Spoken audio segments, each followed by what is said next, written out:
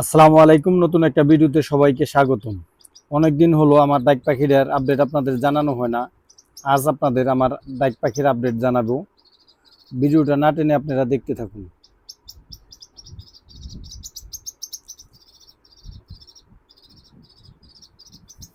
দিনের বেলা আমার এই পাখিটা বেশিরভাগ সময় ছাড়া থাকে। ও টোকায় টাকায় পোকামাকড়, মাছি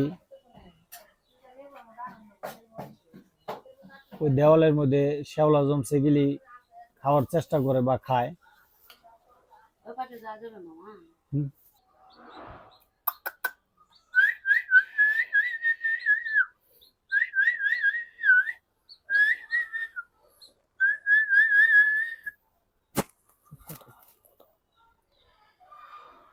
অলরেডি পাখিটার বড় বড় পশম গজায় গেছে।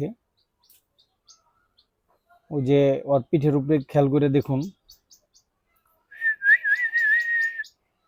আসলে এই পাখিটা টোটালি এখন মুরগির বাচ্চার মতনই আচরণ করে।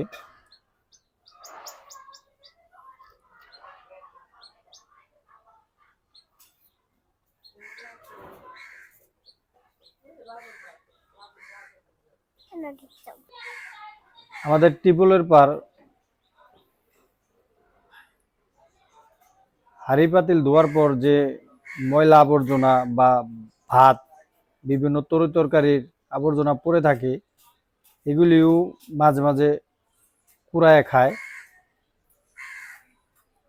ওই যে এখানে শ্যাওলা জমে আছে, শ্যাওলাগুলিও খাবার চেষ্টা করতেছে।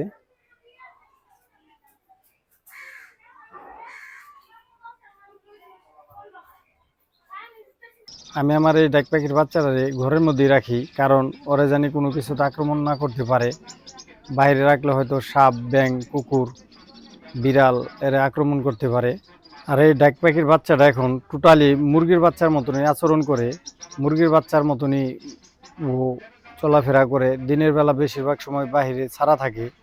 পরে খাবার হিসেবে মূলত আমি এখন মুরগির ফিটি খাওয়াই। আমাদের বাড়ির পাশে ডুমরা গাছের দুই পাতা একখানে করে টুনটুনি পাখি খুব সুন্দর বাসা বেঁধেছে। 4টা ডিম উপরে ছিল, কিন্তু ছোট ছোট বাচ্চারা এই ডিমগুলি ভেঙে ফেলেছে। আমাদের বাড়ির পাশে হাজি আলী হোসেন ভাইয়ের খুব সুন্দর পেঁপে গাছের মধ্যে পেঁপে পেকে আছে। আরাম করে পাখি খাচ্ছে। ভাইও খুব ভালো মনের মানুষ, এটি পাখির জন্য রেখে দিয়েছে। উনি নিজে এই পেঁপেগুলি পেরে খায় না, কাউকে খেতেও দেয় না।